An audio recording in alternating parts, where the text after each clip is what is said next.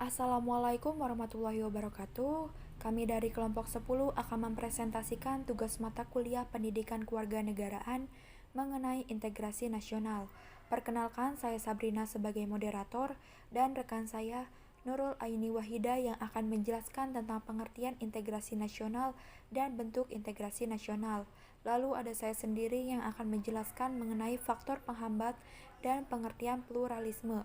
Selanjutnya, Farah Farhati yang akan menjelaskan mengenai tahapan dan faktor pendorong integrasi nasional. Dan yang terakhir, Mutiara Anggia Utami yang akan menjelaskan strategi dan implementasi integrasi nasional. Baik, saya Nurul Aini Wahida akan menjelaskan tentang pengertian integrasi nasional. Integrasi nasional berasal dari dua kata, yakni integrasi dan nasional. Integrasi ini berasal dari bahasa Inggris integrate yang memiliki arti menyatupadukan, mempersatukan, atau menggabungkan. Menurut Howard, integrasi berarti penyatuan bangsa-bangsa yang berbeda dari suatu masyarakat menjadi suatu keseluruhan yang lebih utuh atau memadukan masyarakat-masyarakat kecil yang banyak menjadi satu bangsa. Jadi menurutnya, integrasi bangsa dilihatnya sebagai peralihan dari banyak masyarakat kecil menjadi satu masyarakat besar. Integrasi nasional adalah upaya menyatukan seluruh unsur suatu bangsa dengan pemerintah dan wilayah. Di Indonesia, istilah integrasi masih sering disamakan dengan istilah pembauran atau asimilasi, padahal kedua istilah tersebut memiliki perbedaan. Integrasi diartikan dengan integrasi kebudayaan, integrasi sosial, dan pluralisme sosial. Sementara pembauran dapat berarti penyesuaian antara dua atau lebih kebudayaan mengenai berupa unsur kebudayaan mereka yang berbeda atau bertentangan. Integrasi nasional adalah usaha dan proses mempersatukan perbedaan-perbedaan yang ada pada suatu negara sehingga terciptanya keserasian dan keselarasan secara nasional. Seperti yang kita ketahui, Indonesia merupakan bangsa yang sangat besar, baik dari kebudayaan ataupun wilayahnya.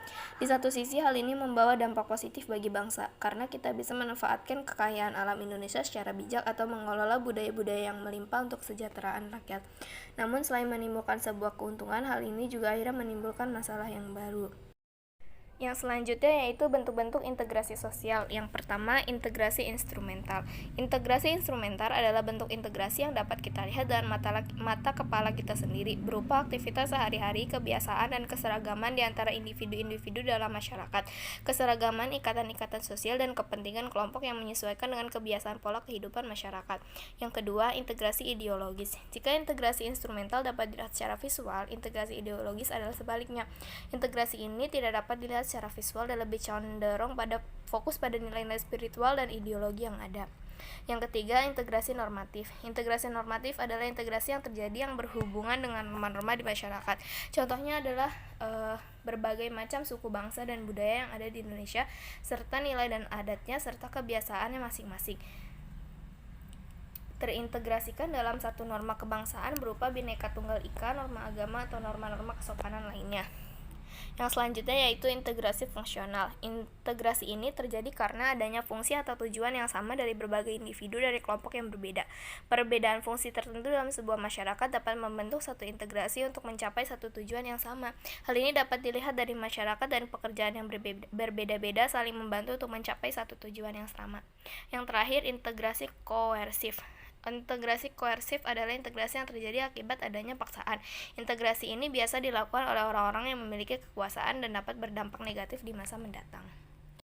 Baik, ada beberapa faktor penghambat integrasi nasional, yaitu yang pertama, masyarakat Indonesia yang heterogen, yang kedua, wilayah negara yang luas, yang ketiga, besarnya kemungkinan ancaman, tantangan, hambatan, dan gangguan dari dalam maupun luar negeri, yang keempat, perbedaan suku, agama, ras, dan budaya.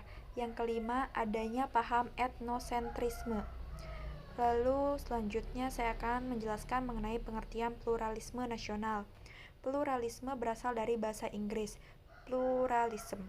Terdiri dari dua kata, yaitu plural yang artinya beragam dan isme yang artinya paham, yang berarti paham atas keberagaman. Pluralisme merupakan paham yang menghargai adanya perbedaan dalam suatu masyarakat dan memperbolehkan kelompok yang berbeda tersebut untuk tetap menjaga keunikan budayanya masing-masing. Baik, saya Farah Farhati akan menjelaskan materi tentang tahapan integrasi nasional dan faktor pendorong integrasi nasional. Yang pertama, saya akan menjelaskan tahapan integrasi nasional. Ada tahapan interaksi. Interaksi adalah hubungan yang terjadi antara dua atau lebih individu atau kelompok di dalam suatu masyarakat. Interaksi adalah faktor fundamental dalam kehidupan sosial. Lebih mudahnya, interaksi ini dapat dilihat ketika seorang individu memberikan respon atau reaksi atas apa yang dilakukan oleh individu lain. Kita dapat belajar banyak dari tahap interaksi ini. Contohnya, kita bisa belajar bagaimana melihat individu atau kelompok lain melakukan fungsi-fungsinya di kehidupan sehari-hari. Terus belajar bagaimana cara berbicara dengan baik, belajar bagaimana perilaku yang pantas di lingkungan yang sedang kita tinggali. Yang kedua, ada tahap identifikasi. Setelah proses interaksi, selanjutnya kita mengidentifikasi tahapan ini. Kita mulai membedakan, memahami, dan menerima perbedaan yang ada di antara beberapa jenis individu maupun kelompok. Yang ketiga, ada tahap kerjasama. Kerjasama ini timbul karena adanya perbedaan dan kesempatan, dan kita mulai untuk mengambil waktu itu untuk melakukan kerjasama untuk mencapai tujuan bersama. Yang keempat, ada tahap akomodasi. Tahap akomodasi adalah tahap di mana konflik terjadi antar dua atau lebih individu atau kelompok, dan akomodasi adalah sarana untuk meredam konflik tersebut. Tahap akomodasi adalah jalan tengah untuk memberikan kedua belah pihak apa yang diinginkan tanpa menghancurkan atau menitik beratkan salah satu sisi. Yang kelima, ada tahap asimilasi. Tahap asimilasi yaitu terbentuknya pandangan dan sudut pandang yang baru yang dapat menyatukan perbedaan dan solusi dari konflik sebelumnya. Asimilasi yang terjadi dapat mempererat rasa persatuan yang sebelumnya masih dangkal karena perbedaan-perbedaan yang ada.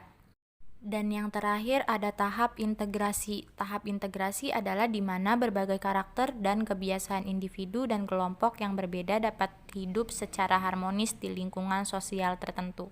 Selanjutnya, faktor pendorong integrasi nasional. Yang pertama, ada rasa senasib dan seperjuangan. Adanya perasaan senasib dan seperjuangan, hal tersebut muncul saat masa penjajahan, di mana warga Indonesia bersatu untuk merdeka karena dilandasi keinginan yang sama tanpa memerdulikan suku, agama, ras, dan golongan. Yang kedua, ada keinginan untuk bersatu. Salah satu peristiwa yang menunjukkan keinginan untuk bersatu adalah Sumpah Pemuda. Warga Indonesia ingin bersatu dalam semangat perjuangan yang sama sesuai cita-cita nasional. Yang ketiga, ada rasa cinta tanah air. Contohnya saat masa perjuangan dalam merebut, menegak, dan mengisi kemerdekaan Republik Indonesia sampai sekarang. Saat masa kemerdekaan tersebut, semua rakyat Indonesia dari berbagai latar belakang budaya dan agama bersatu padu melawan penjajah karena adanya rasa cinta tanah air. Yang keempat, ada rasa rela berkorban, dan yang kelima, ada kesempatan atau konsensus nasional dalam perwujudan proklamasi kemerdekaan Indonesia. Tiranggi Utami akan menjelaskan tentang strategi integrasi. Yang pertama, strategi asimilasi. Asimilasi adalah proses percampuran dua macam kebudayaan atau lebih menjadi satu kebudayaan yang baru, di mana dengan percampuran tersebut, maka masing-masing unsur budaya melebur menjadi satu, sehingga dalam kebudayaan yang baru itu tidak tampak lagi identitas budaya pembentuknya. Contoh asimilasinya, meleburnya kebudayaan Betawi dengan Tiongkok yang menghasilkan kebudayaan baru seperti tari lenong dan tari cokek. Yang kedua, strategi akulturasi. Akulturasi adalah proses percampuran dua macam kebudayaan atau lebih sehingga memunculkan kebudayaan baru, tanpa menghilangkan ciri-ciri budaya pembentuknya. Contoh akulturasi adalah masjid bercorak Tiongkok, di mana masjid ini tidak kehilangan fungsinya sebagai tempat ibadah. Yang ketiga, strategi pluralis. Paham pluralis merupakan paham yang menghargai terdapatnya perbedaan dalam masyarakat.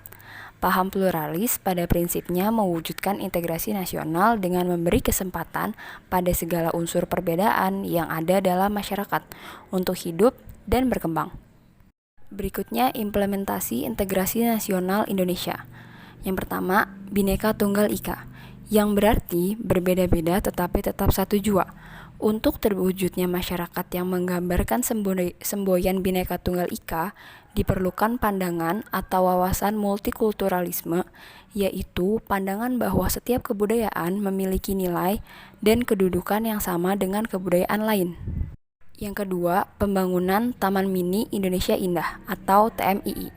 Taman ini merupakan rangkuman kebudayaan bangsa Indonesia yang mencakup berbagai aspek kehidupan sehari-hari masyarakat dari berbagai provinsi Indonesia yang ditampilkan dalam anjungan daerah berarsitektur tradisional, serta menampilkan aneka busana, tarian, dan tradisi daerah.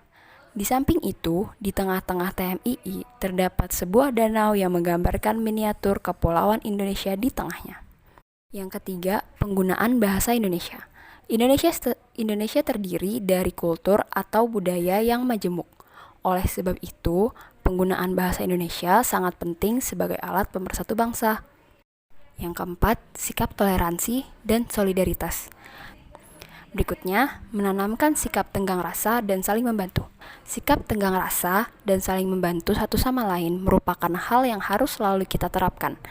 Dengan begitu, kita bisa hidup dengan rukun dan bersatu padu demi keutuhan negara, serta menghindari intrik antar sesama rakyat Indonesia. Baik, mungkin hanya itu yang dapat kami sampaikan. Apabila ada salah mohon dikoreksi, kurang lebihnya mohon maaf. Terima kasih. Wassalamualaikum warahmatullahi wabarakatuh.